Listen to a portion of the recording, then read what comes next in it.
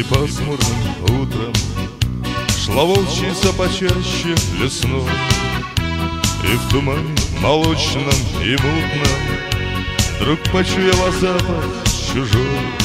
Свежий запах собачьего гона и удушливый пот егерей, слабый звук материнского стона, поскорее водить от детей.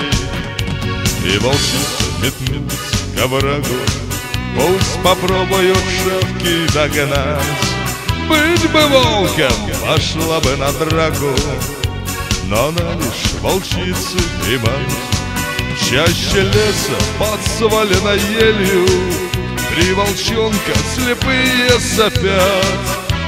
Не допустит она, чтоб посмели псы добраться до серых волчат.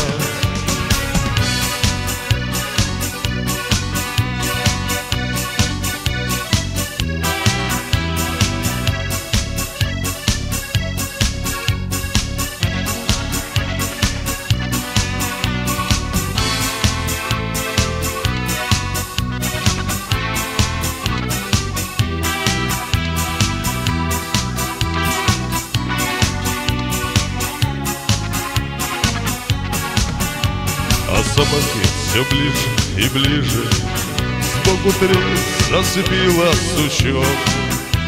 Ничего, эту ранку залижет, запах крови сильней привлечет. Разделятся собаки сильнее и в горячке попутают след. Это ж волк, нету зверя умнее и хитрее, пожалуй, что нет. Как задумала, так и случилось, раскидала следы и ушла, и в кустах на минуту свалилась, залезаться, чтоб кровь не текла.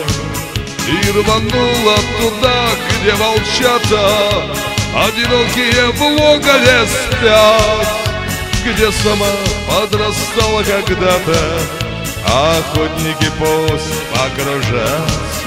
Солнце в небе сквозь тучи пробилось, в волчьем логове тишь благодать. Мать и волчица во тьме развалилась, дети сыты устроились спать. Все в порядке, беда не случилась, от усталости дергает бок.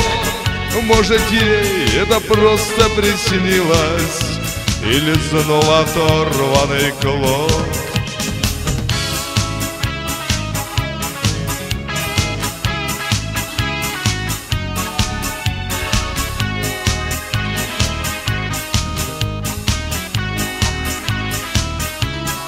Все в порядке, беда не случилась, от усталости дергает бок.